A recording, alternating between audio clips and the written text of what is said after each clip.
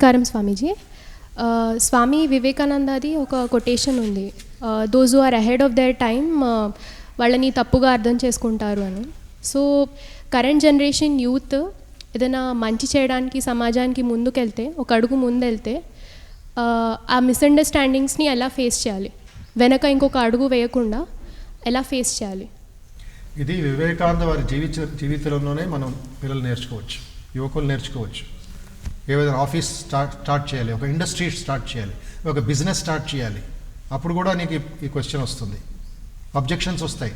Because నువ్వు ఉదాహరణకి modern ఈ టైంలో చూసుకుంటే బిల్ గేట్స్ ఏ విధంగా మైక్రోసాఫ్ట్ని ప్రారంభించాడు, తర్వాత ఈ నారాయణమూర్తి గారు ఏ విధంగా మన ఇండియాలో ఇన్ఫోసిస్ ప్రారంభించారు, దీనికంటే ముందు జంషెడ్జీ టాటా గారు ఏ విధంగా టాటా స్టీల్ ఇండస్ట్రీ ప్రారంభించారు జంషెడ్పూర్లో, తర్వాత ఇండియన్ ఇన్స్టిట్యూట్ ఆఫ్ సైన్స్ ఏ విధంగా ప్రారంభించారు. They were all ahead of times.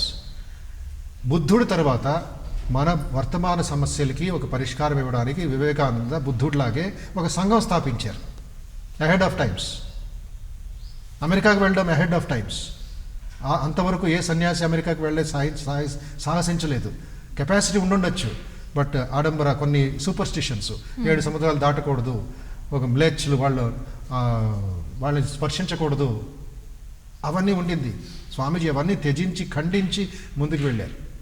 Naturally society ఆయన్ని మందలించింది, తిరస్కరించింది, అవమానం చేసింది, పేపర్స్లో నెగిటివ్గా రాశారు.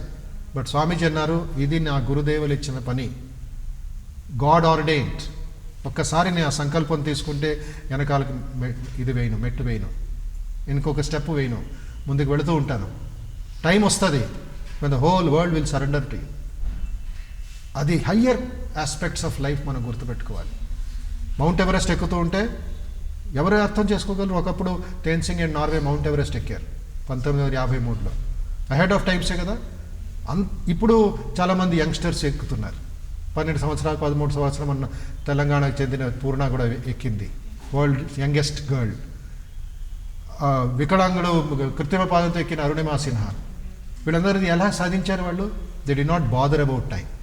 సమయాన్ని వాళ్ళు యూజ్ చేసుకొని ముందుకు పెడుతున్నారు. ఇప్పుడు మనం అందరం వాళ్ళని మెచ్చుకుంటున్నాం, ఓ ఎంత గొప్ప గొప్ప సాహసం పనిచేసింది, ఎంత ఇది చేసింది అని.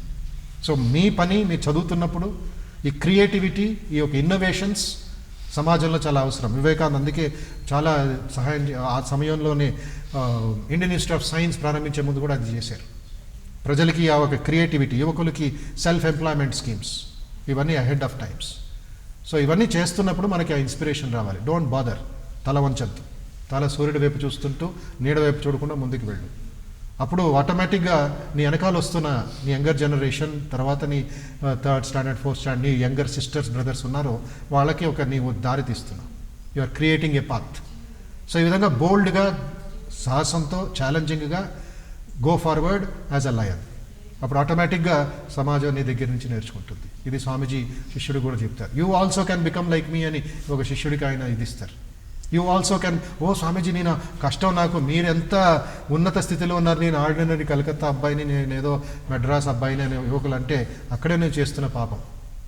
Never decry your self. నీలో అనంత శక్తి ఉంది, అనంత శాంతి ఉంది, పరమ శ్రద్ధ ఉంది, మేలుకొలుపు దాన్ని.